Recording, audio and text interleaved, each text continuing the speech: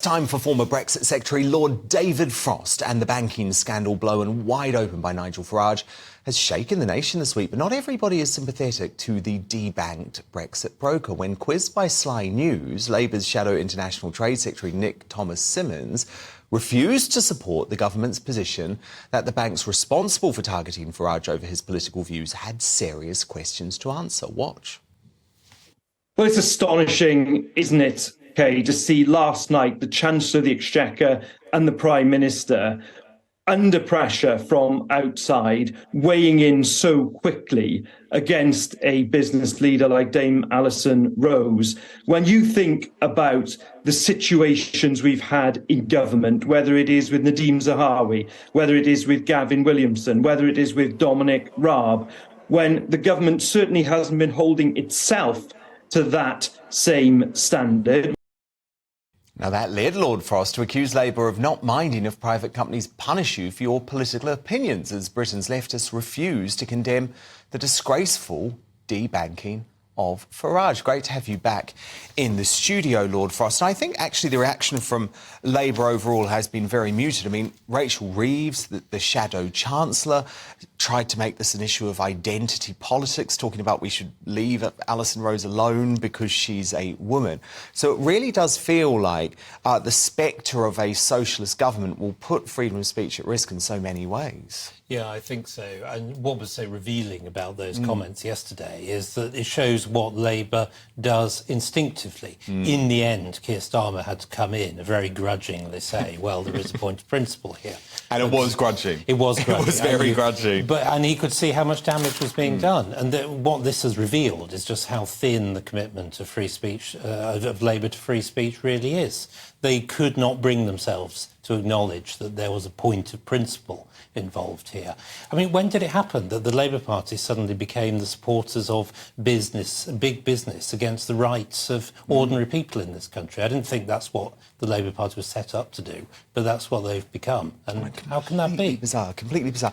And look, the issue that we've got is that this doesn't end with the banks, does it? If the banks are allowed to get away with this pernicious investigation of ordinary people's political views to decide whether they're provided a service or not, this could spread to so many other institutions, to public bodies, to other businesses. And I think there has to be a bottom line, doesn't there? I mean, there does. It's already happened. We already know it. I mean, it was an open secret, I think, that people on the right found it difficult to get bank accounts, and we just heard a bit about that. But we all know that it's very difficult if you hold certain opinions. I mean, try getting a job in a university. If you are on the right, for example, or anywhere in the public sector, you have to pay lip service to this, what's becoming a state ideology, and that is just wrong. We need to get politics out of civil society and allow people to speak as they wish once again. So what can be done to do that?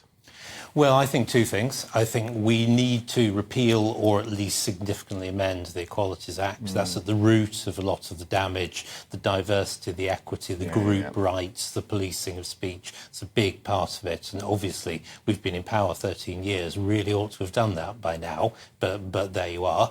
The other thing we can do is pass a Free Speech Act, something a bit like the American First Amendment that says, you know, you are allowed to speak freely, except in certain very defined conditions. And I regret that we've come to need that, because in this country we've had a strong tradition of free speech. But unfortunately, it looks like it is necessary now. Well, it is necessary. And one of the issues where we see this as I guess it's so difficult to speak out against the orthodoxy is when it comes to climate change and what I describe as the deranged march towards net zero. And actually, you've experienced it this week, because you told the House of Lords that the fall in deaths related to cold temperatures had done more than offset any increase in the number of deaths associated with warmer temperatures since the start of the millennium, explaining a simple fact that 7 times more people in the UK have died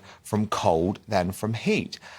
You have been absolutely hauled over the coals by the climate extremists who seem to dominate the mainstream media now. Can you explain a little bit about what you were talking about and how this plays in to where the Conservative Party needs to go on net zero? Yeah, absolutely. Well, I mean, it's a simple fact, as you say. And in fact, what I was saying, I was quoting from this very technical government department, the Government Actuaries Department. It wasn't even my words, it was the civil service. So it's an accepted fact. But you're right.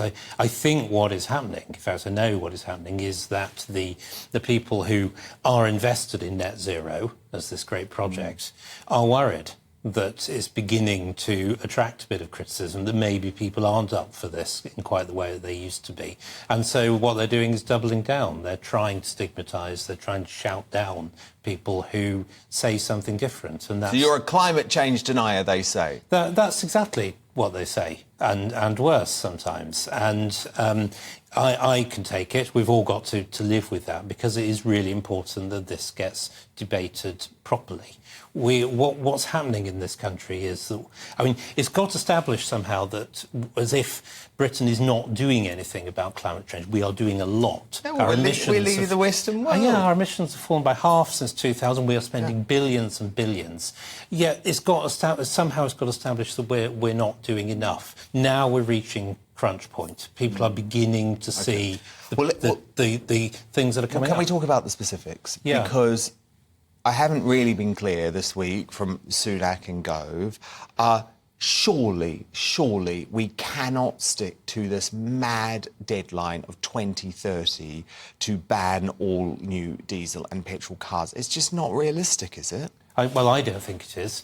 I think, what we're seeing now is that 2050 is not that far away. 2030 is starting to get pretty close. People are realising that we are not ready. The technology is not ready. The charging grid is not ready.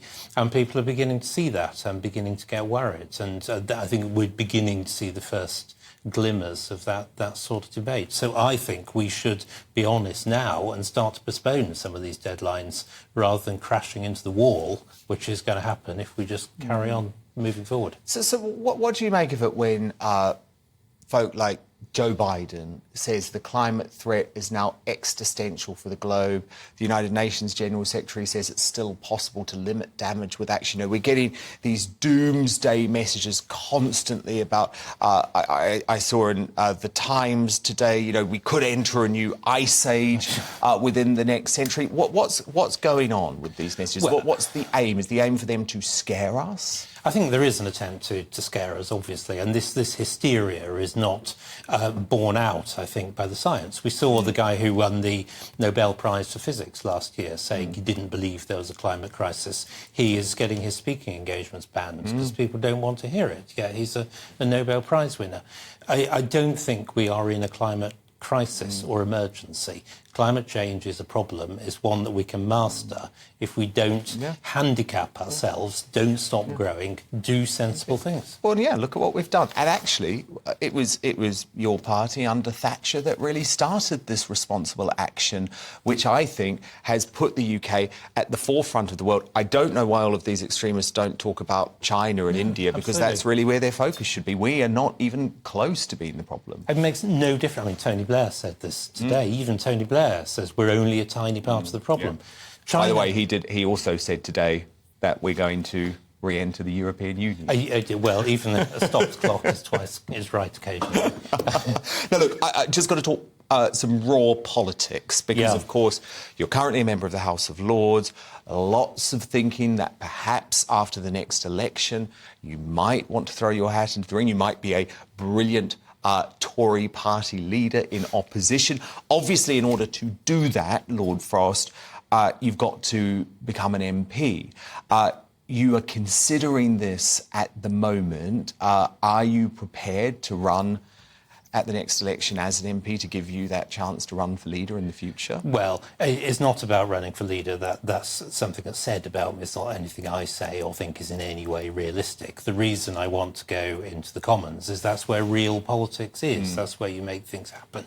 And that's where I think I've still got something to contribute. So, yes, I'm on the candidates list. I haven't applied for any seats yet. Are you going to? But I hope to. I'm in touch with a number of seats who are interested in seeing whether I would become their candidate, and we'll keep talking, and perhaps one of these is going to come right in the next few months. Brilliant. Well, we will keep across it. Good luck. Lord David Frost, great to have you in the studio tonight.